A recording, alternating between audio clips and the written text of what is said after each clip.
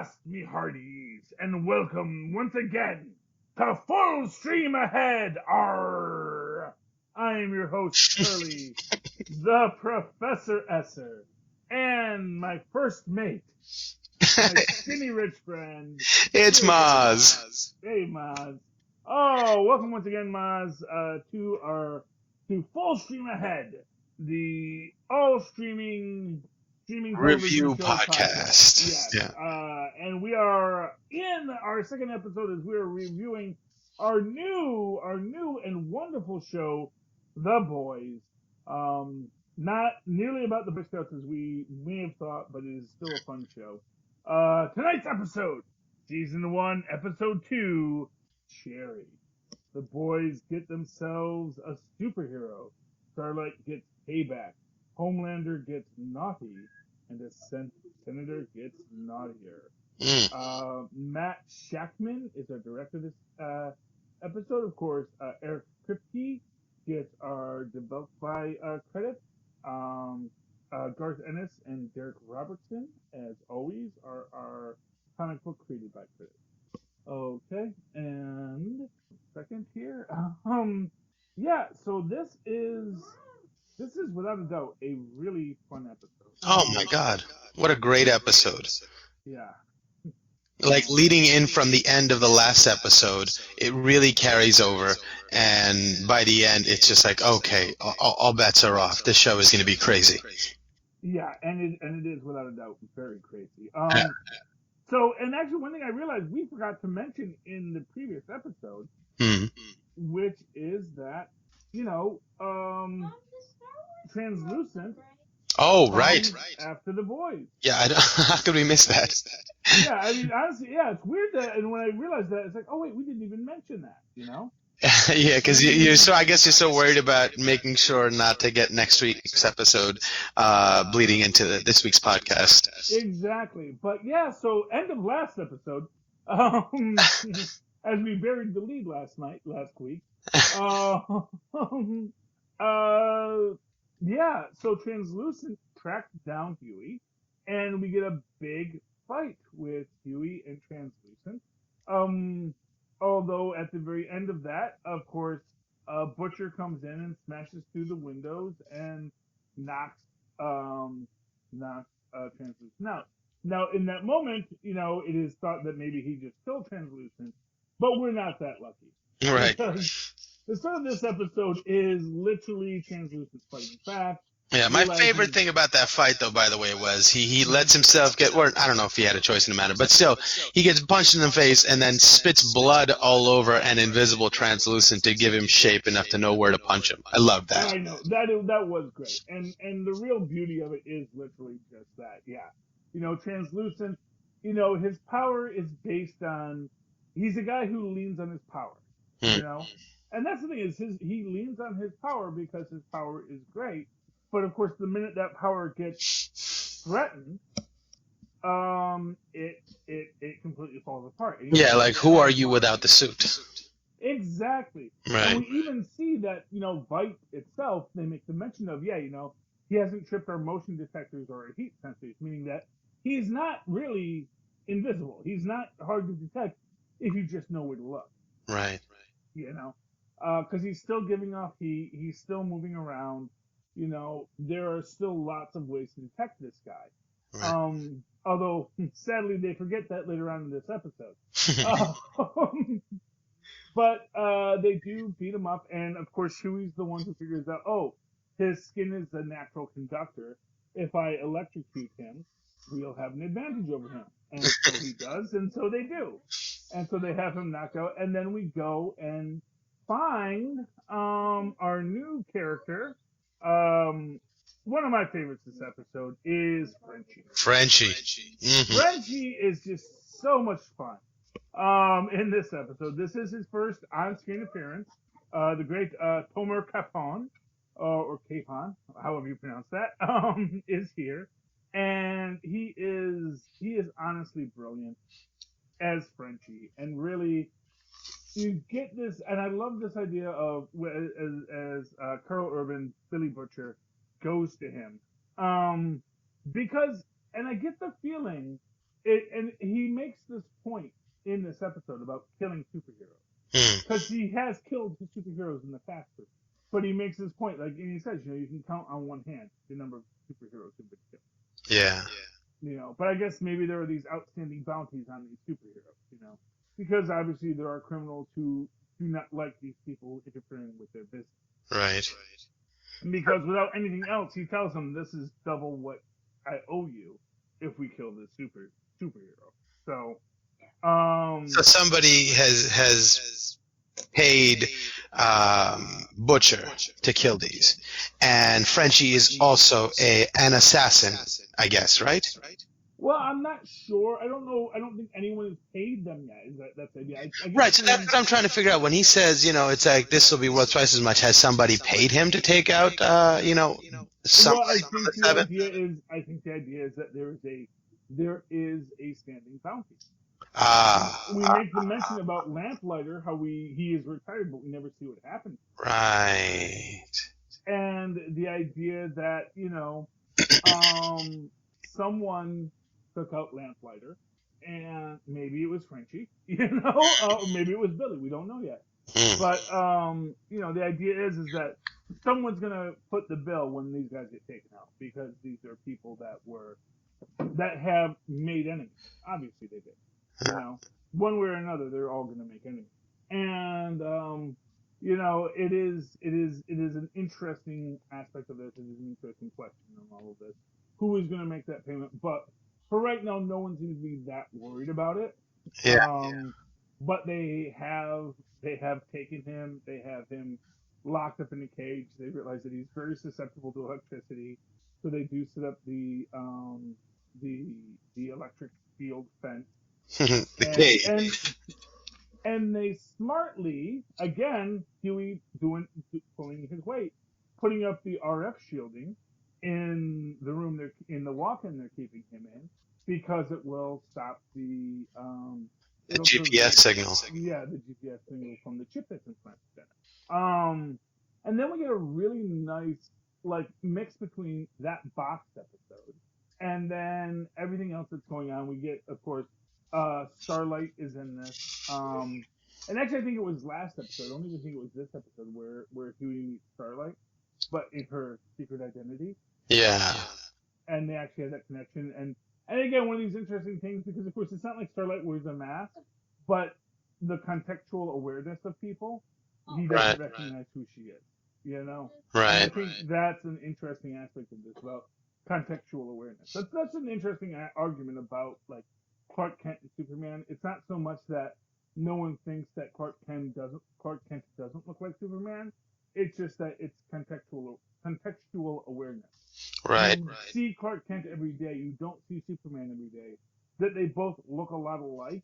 You can make the argument that they're the same person, but it's like anytime someone tries to tell you that that Paul is actually this other guy. Paul McCartney was their other Paul. And they show you the picture comparisons and say, it's two different people. It's almost kind of like when you see an impersonation or an impersonator, a professional impersonator of a celebrity. You can always tell it's not them. It looks almost exactly like them. So if someone, can make a logical case in their own mind that this isn't that person, they'll end up finding little details that they convince themselves aren't or are disqualifiers for that person being Superman. Exactly. So I think that's a wonderful little side aspect of that. Yeah. So, yeah, but in this case, and also at the end of that episode, we got the senator who was demanding more money from Voight, encountering Homelander in the air outside of his jet with his kid in it. We forgot a lot of stuff last episode. Yeah. Sorry, fans. So yeah, we do these sort of as a back-to-back, and you're never quite sure what happened in what episode and what happened in this episode. One of us should probably write notes down. Yeah, that's true. See, me and Mozz, we come from an old improv class. We actually met doing improv, so we're all always on the fly. Give us a place and an object, an occupation, and the first line and the last line, and all the middle lines. Yes, we're gonna make it into a play. No, but yeah. So yes, and that was actually a very interesting aspect, and that's where we actually get the first suggestion of compound disease. But we also get, and this is an interesting mystery, is that Starlight actually um, said that she was born with her powers. Well, so now I was thinking Compound V could be one of two things. Either it's something that gives somebody their powers, or it, dampens them to the point where Void can control them.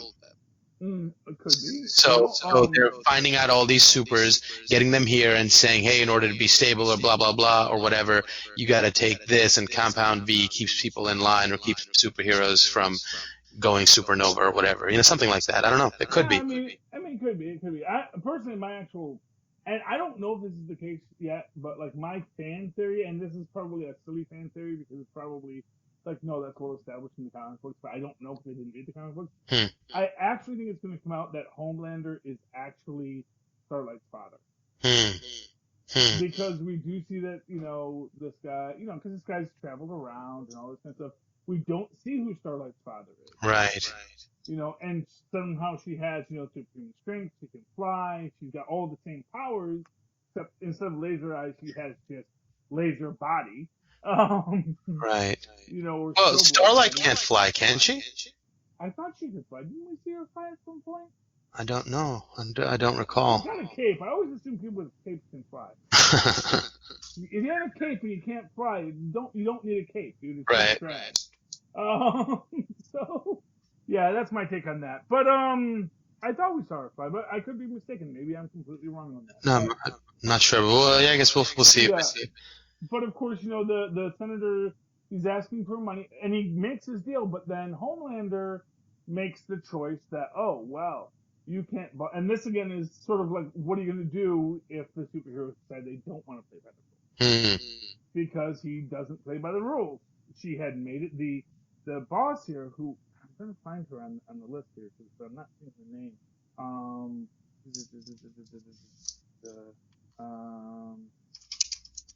Anyway, but yeah, she makes the deal so that basically they're all good, and then Homelander still blows up the plane. Yeah. And it's just like, dude. And of course, when the Deep finds the wreckage, he covers for Homelander, but Homelander doesn't like him talking out of turn regardless. Well, I mean, I think Homelander's point of view is you shouldn't have said anything, especially if you saw signs that it was me. Are you not afraid of me? Have I not made this clear to you? Yes.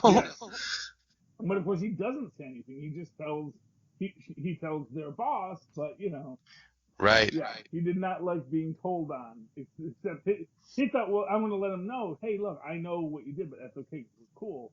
He was trying to gain brownie points and it kind of backfired in his face, which again goes to the Deep's whole problem. It's that anytime he thinks he knows what he's doing, he doesn't. He's not good at his job. He's not a good superhero. Also, I think there's a narrative to be made here that he just wants to do good. He was the original superhero, and he just wanted to do good, and then everything got corporatized, and now he can't do what he wants to do. He's become more of a symbol, and he's sort of fighting that I'm a giant tank, I can go fight, but you won't let me fight. You won't let me do anything I'm good at. I've become a symbol. So I think his frustration is coming out in these ways where he wants to be effective. He wants to be consequential, and he's not getting the opportunity to do that. Oh, you mean Homelander? Homelander, yeah. Yeah, well, I mean, I can imagine that might be a thing he might be thinking. I don't know if that really pans out. I don't know if he really. Well, he says as much to the director. He's like, you've got me sitting here just as a symbol to prance around, but I could be doing more. Well, yeah, but the fact of the matter is that, it's one of these things. Really, could he do more? It's sort of this question. It's the question of should Superman? So there's Jerry Seinfeld hosted Saturday Night Live years ago, and he got to play Superman, and he's on like a shock show, and they have the call in, and people are asking him, why, during the garbage strike, man, why don't you just take care of all the garbage? You can just fly super fast, grab all the garbage, fuse it into one big ball, throw it into the sun. Why aren't you using your powers for these things? And of course, Superman's like, I don't want to clean up the garbage. I don't want to be the garbage man. I'm the Superman. I'm not the garbage man. Right, exactly. Well, I mean, because I think the point is you can do that yourself. You know, like you need me for things that you can't do. Well, except what is there? What is, and the secondary aspect of it is, what is there that they really need these superheroes to do? I think one of the central ideas here, and why they're trying to put the superheroes into the military is, there aren't enough supervillains. In fact, we have not seen a supervillain yet. That's very interesting. It's almost like in that classic 90s film, The Mystery Men, where Captain Amazing has caught all the supervillains. And now what's he going to do? He can't be a superhero if there's no one to fight. He has to sort of get Casanova Frankenstein out of prison just so he can have a villain to fight. Although that winds up blowing up in his face as well, Yeah. And I do think it's sort of that same idea here, is that there aren't enough villains, because obviously if superpowers, and it's maybe this interesting aspect, superpowers are let's say superpowers are randomly distributed. But to become a villain means you have to engage in a certain activity that's going to attract a superhero. Since there is a Superman in this world, why would you choose to be a supervillain, especially if you can be kind of a lousy human being and still be a superhero? Well, that, and the other aspect of it is I wonder if, everybody's looking at this woman, the Voight director, as somebody that's bad, or, but if you just made the point, there are no supervillains.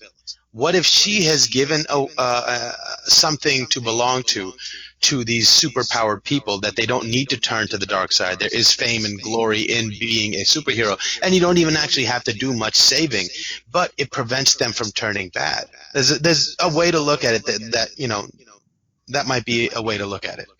Yeah, and that is certainly a case. I wish I could find where that is. That's Madeline. That's Madeline. Elizabeth Shue. Okay. Yeah, she is really amazing in this. I do love Elizabeth Shue in this. And the dynamic between her and Homelander is really, really interesting. Yeah, and again, I don't know if this is the case. I'm certain that it's Homelander's baby. Yeah. I think Homelander has dipped his wick a few times. Either that, or he wanted it to be his baby, but it isn't, and he's super jealous or enraged by that. Well, yeah. I mean, he definitely has a lot of issues. One thing we can say about Homelander, he's a man with issues. Yeah. He's also like a dog that's cooped up, a dog that needs to get out and exercise and use his legs, and so he has that sort of cabin fevery feel too. Yeah, but again, what's he gonna do? It's like, it's like if you have a pet greyhound and the greyhound needs to run, but it's like. No, but instead of creating these little superheroes that to go out and do PR stunts to stop these bad guys, let him fight the bad guys. You don't need 30 million of these superheroes everywhere. That's good for business, certainly, but maybe you need a couple, and Homelander should be doing most of these missions that these little guys are doing, and they've kept him. Well, except that maybe he, but it's sort of like, do you want to use a bazooka to shoot a housefly? Well, I mean, if a bazooka, can shoot one laser beam out of one eye, I think he can get the job done. But I'm just saying, I'm not saying, whether it validates or not. But they're worried about it. That's the thing. Is like, yeah. If you send him start doing patrols, you're going to have a lot of little mugger bits, spread thinly across the city, and that is a problem. We saw what A-Train, who is not, that is not a top. I mean, he's one of the 7, but he liquefied a person. And too many liquefied. Basically, muggers have families too. And if you liquefy too many muggers, people are going to start to say, "We don't really want our muggers liquefied. We want them to go to jail." Our bystanders. Yeah, and that is the thing, is that that collateral damage, right. And that may be 100% why Homelander is one that they have to keep in check. Because if you had a Superman. Or if you had a Superman that was more experienced, that wouldn't have happened. I think because you have a lot of these budget superheroes out there, bad things are happening. Is the way to look at it from that perspective too, I think. I don't know. I'm basically, I don't want to, I'm not putting my trust in Well, no, Homelander. I'm not saying that that anyone should, but just that I can see sort of where he's coming from. And as far from a manager's perspective, they're not using him well. Because you've got to, if Yeah. he's one of your biggest assets and one of your potentially biggest liabilities, you need to approach that with a very deft hand and understand, what he wants and that he's happy and satisfied, so that you can keep the company running as it should. I don't think they're paying enough attention to what he needs out of the situation, and they're ignoring a certain part that is getting ready Yeah. to explode. And I think I think that is definitely an aspect of it, is that, yeah, he is definitely not being coddled the way he needs to be, Right. which is Not why say he's coddled, or but no, like no, no, no. used I think effectively. there is, Used effectively. well, no, I think it's coddled. I'm not going to say used, because there's nothing, they don't have a dark side. They don't have a dark side for him to fight. And without a dark side for him to fight, he is effectively useless. Being Superman is useless if there isn't a Superman level threat. If you are, one of the reasons the Fantastic Four are always going to the microverse or the macroverse or the negative zone is because really, if they just hung around the planet too much, they would do too much damage. Mm, Because you can't, because you'd be the Hulk. mm, No matter how much the Hulk wants to be left alone, he's going to damage things mm. because he is too powerful for most situations. You can have a Daredevil or even a Luke Cage wandering around, but even Luke Cage is going to bump into things and break stuff. And then you're going to put like a Superman wandering the streets. Yeah, he needs a dark side. He needs a Lex Luthor who at least is constantly plotting against him to raise his game. The problem is that they don't want a little Lex Luthor. That's the thing, is they don't want to let there's not a Homelander, there's not an evil Homelander out there to challenge him. So in that case, you're right. Yes, he's not being challenged. But what is their solution? There's not an easy solution to that question, because if you just have him chasing after, like at the dock workers, bringing in the counterfeit merchandise, people are gonna die horribly. Yeah, I Um, don't know that that's necessarily true. I think he can modulate his strength and his abilities to meet the demand of the situation. I think there's something to be said for the corporatization of well, no, the no, because superhero idea you're as well, and that they're going after profits and not really looking after what it means to be a superhero at all. no, because he clearly has anger and impulse. No, no, no. That's Because besides the point. I no, mean, no, it's not. That's the entire point, Mozz, is that they can't let him out of his cage because he just blew up a senator or a mayor or a governor. He just shot someone's plane out of the sky because he knew too much. mm, Not on anyone's orders, mm, not because that was the most, not because it was a good idea for them, but because he decided he needed to take that action. And it's like, you know what, dude? Not cool. What he did really damaged, put them all in a precarious situation, because Homelander is unstable. Because he wants to be Superman. And we see that even in the first episode, where the first thing he says, and kind of even this redemption of the Seven for like 5 minutes before he blows the plane out of the sky, he says, "Look, I don't want to hear all this stuff about our profits. I want to hear who you saved." right. You know, and it's like, yeah, that's what he wants, but at the same time, he wants to be Superman, but he's not. Because That I think it's also because there's too many other rinky-dink superheroes out there. I don't think that has anything to do with it. I think that it is simply that there is no one to challenge him, Hmm. and more to the point, he is not a stable person to start with. He is Superman raised by, somebody who wasn't the Kents. Mm, He is, he wasn't raised in a perspective where he's basically Brightburn. You know, mm, he was raised in a fashion where no one ever made him question his powers or his responsibility or what his purpose was. He was simply raised to mm, think, I'm a superhero, so I'm going to do superhero things. but there's only so much he can do because he's too powerful.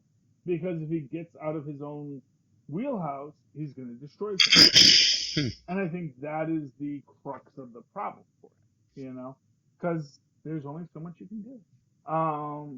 Anyway, we also have within this the basic plotline as we're walking through it that we want to kill. We want to kill Translucent. And they are trying to figure out a way to kill him. They make a point like a lot of people have tried to kill him and it always fails. And they said, what if we electrocuted him? It's like we've already put enough volts to him to drop an elephant. It might knock him out, but it's not going to kill him. And then they come up with what is seemingly a brilliant idea, which is they're going to make a bullet out of the same kind of carbon alloy that his skin is made out of. But then they do something super stupid, which is they don't pour paint on him before they use it. Because it's like, we already know that, yes, if you put stuff on him, we can see him. So they randomly jump in, fire a bullet into the cage without knowing what's there. And now, granted, they could just take that bullet and repack that bullet into another case because I'm sure it's not flattened. But it's just this idea that, yeah, it's like, why didn't you just, like, pour soda on him? Anything, Mm. Get a can of spray paint and just, and there, he's covered in paint. Okay, there's his heart. Go shoot him there, Yeah, I can't understand why that wouldn't be the first thing you do. Yes, so it was very odd that was the choices they made. Yeah. And not for nothing, I don't even know why they didn't, freaking stab him with a knife. If you can make this metal that will pierce his skin, stab him with a knife. Or maybe the implication was that the bullet hit him and bounced off, so that method was useless. I guess that's a possibility. I think that it was meant to be maybe that it was bouncing around the room, because it also does knock the RFD. Well, yeah, it could have bounced off of him and off of around the room, Yeah. So maybe that's the thing. But even still, wouldn't you want to make sure that you could see where he was hurt? Yeah. Like I said, the entire method they used just seemed haphazard. Oh, for sure. But they do come up with a pretty smart idea, which is they do shove the plastique up his bum. And, set it up with a little bomb so that if he tries to get it out, it's going to trigger it. And they can blow it up with the thing. And, of course, immediately he's like, I'll tell you everything you want to know, yada, yada, yada. Although now Homelander has figured out where they are, and he starts searching around, and they distract Homelander by blowing up Frenchie's stash, his gun running operation, which buys them enough time for Huey to turn the pin on Translucent. But all in all, it's kind of a Pyrrhic victory, I'd say. What did you think? I'm not saying it was like bad or that it didn't work. I'm just saying it seems like maybe this could have worked out a little better for them.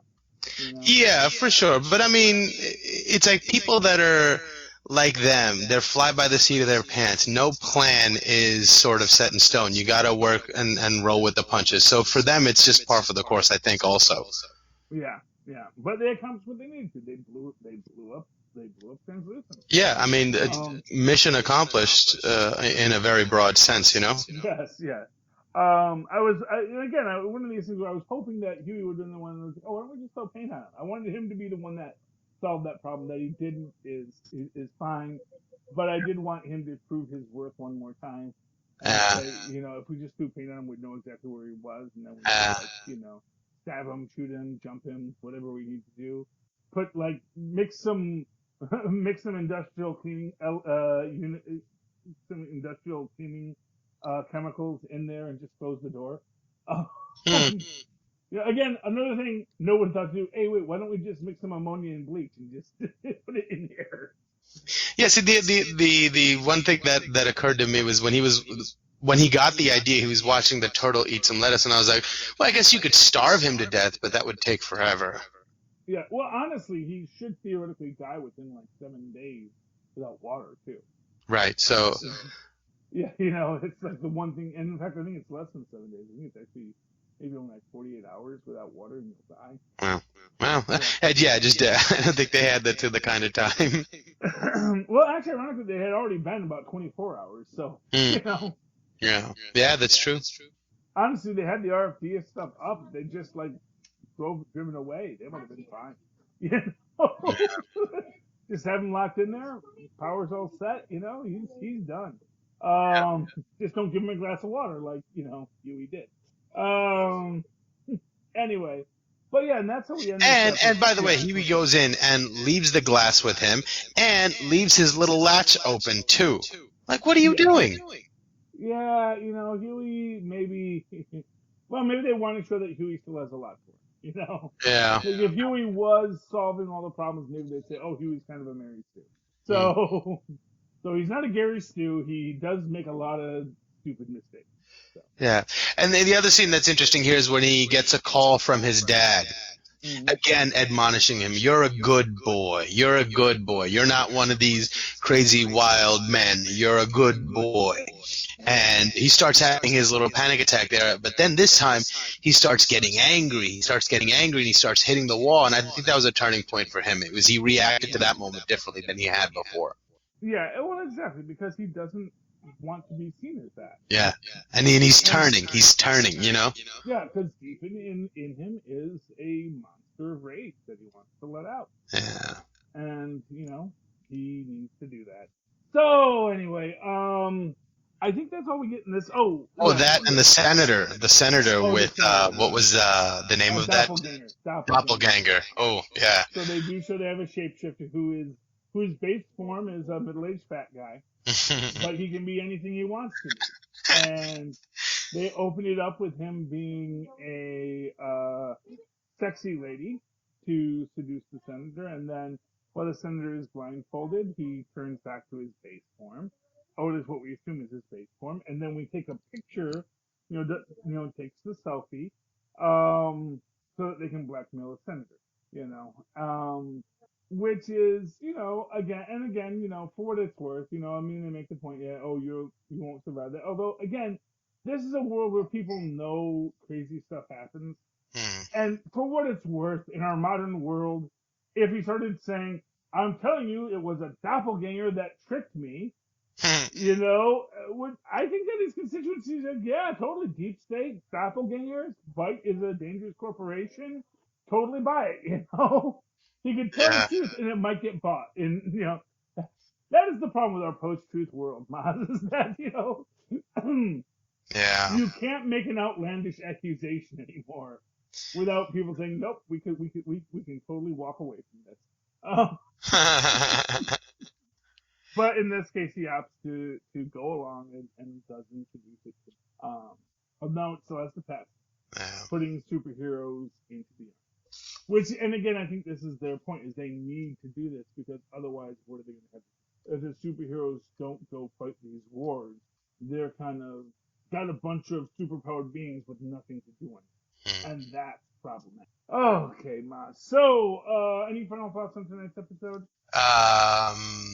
No, I think we got to when Huey eventually blows up Translucent. I thought that was a great scene, especially leading into that beautiful moment where Translucent is sitting there talking to Huey, and he's like, you know what my power is? It's not invisibility. It's reading people. I get to see people when they don't think anybody's looking. And then he tells him, how you are who you are, just a balloon of meat and bones, and I go and save the world every single day. Homelander's going to come for me, and even if you do kill me, you're never getting out of this. So who's the one who's trapped, me or you? And that moment was so beautiful, because he really just displayed what his power really is, understanding somebody and changing their mind and changing their view of their own reality. He tried his best. I don't know if he completely succeeded, but it was a great moment. And that leads into right at the end where he's walking out. He still thinks he's gotten through to him. And then Huey is, on a seesaw balancing, doesn't know which way he's going to go. And then just that phone call earlier, he's like, no, I'm not going to be that person anymore. Just impulses and clicks that button. I thought that was amazing.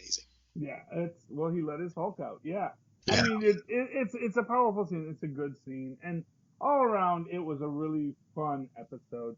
Um, so let's get to our nominations. Yeah. Who do you want this week? Who is your nominee So for our hardest working person in show I'm business this week? torn because the two performances in this episode that were just huge and gigantic for me were that monologue, I guess, between Translucent and Huey, where he tries to flip the script on him. I thought that was beautifully done and great. And then the second one that I thought was really, really interesting was when Frenchie is talking to Huey, and Huey says, asks him about what was it like when you killed a super. And he immediately, and you see Frenchie sitting there thinking about, how do I explain this feeling, this concept to somebody that has never experienced it before, that is so wild and can change you so completely? How do I explain this to another person? So he just steps back and like almost seems like he's not answering his question, but he's building a case for how he can answer the question. He tells him this story about this beautiful woman he saw, and describes her hair being so black that it absorbed light, and her fair skin. And then the most surprising thing about her, there was dirt underneath her fingernails. And he builds this story so well, and you can see Huey's there with him. And all of a sudden, he does such a good job of telling this story that you even forget why you're being told this story. You forget the question you asked that begged that story to be told. And so you're fully involved. And then he tells you, that's the first woman I ever killed. And I think about her all the time, really driving the point home that I don't think you know what you're talking about, or you don't know if you're ready for the commitment to this kind of life, because that stays with you. And even more, when you turn and cut the corner, Carl Urban is just walking in and hears him tell this story, and he sort of has a moment where he goes, man, that's some dark stuff, but he's absolutely right. And almost lamenting the fact that he got this kid into this situation, that he has to be exposed to this part of life. Those two, Frenchie in that moment and Translucent in the other moment. I'm not sure which one I want to give it to. I think I'm going to lean towards Frenchie, though.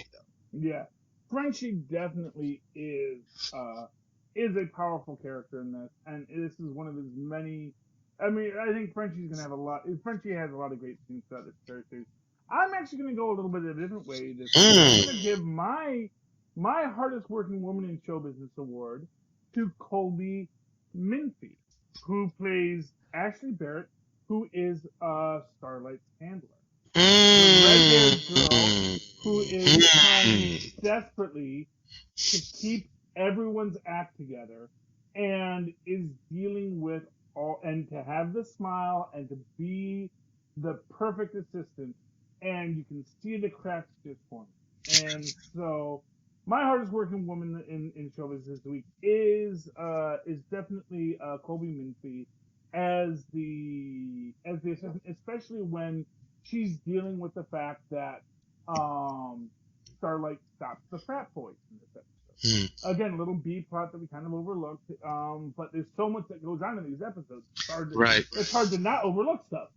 But yeah. You know what I loved about her character, too? In that moment, I remarked to myself when she comes in and admonishes Starlight for that whole scenario, it's almost like it's really not that big a deal, but as someone who's a handler, she knows that this is an opportunity to teach her a lesson, or an opportunity to build a boundary, to build this person's perception of what's expected of them.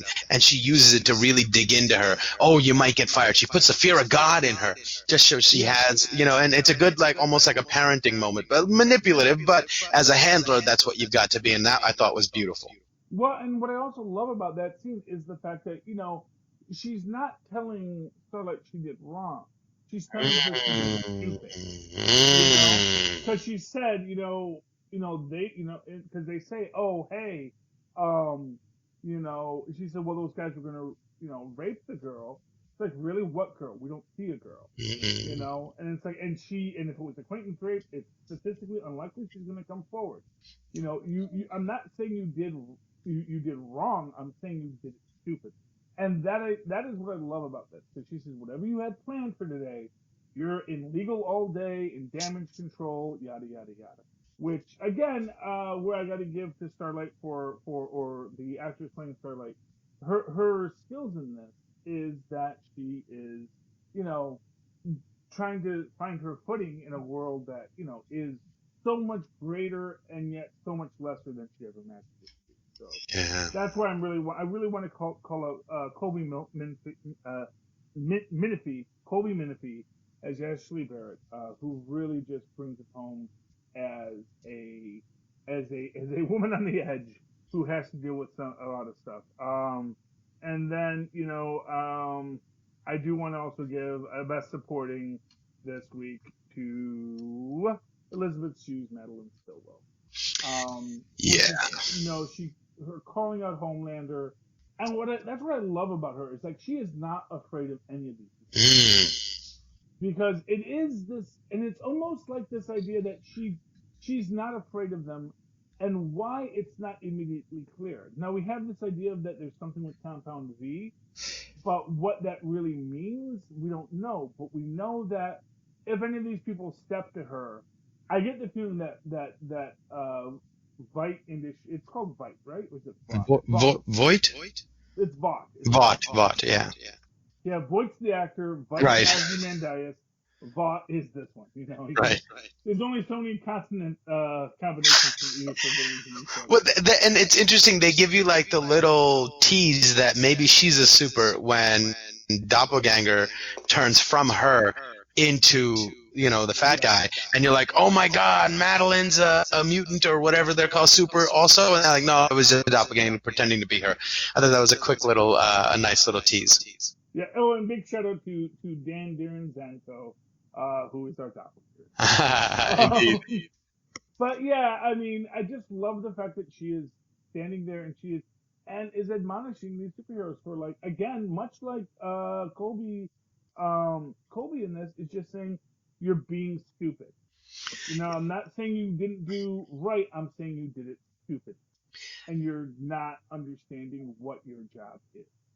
I think the military should be thanking Madeline. I think humanity should be thanking Madeline, because even though she thinks she's coming from a profiteering perspective, accidentally what she's doing is keeping these superheroes aligned and orchestrated and under control, a measure of control at least. Yeah, and I think that is a strong positive action. Okay, Mozz. Let us get out of here. In the meantime, Mozz, how can people find you if they need to? Oh, they can email me at mozzmanzor@gmail.com or find me on Facebook under Mozz Manzor. That's MOZZMANZOOR. And of course, if you'd like to write to me in that old-fashioned email way that where Mozz and Paz once did.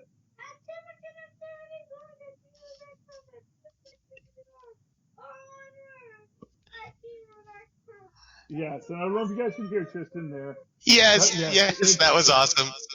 It's superconnectivityblog at gmail.com. That's superconnectivityblog, all one word, at gmail.com. Yes, and as Tristan is also saying, I do live tweet on the Twitters at Shirley Esser. That is CHARLIE.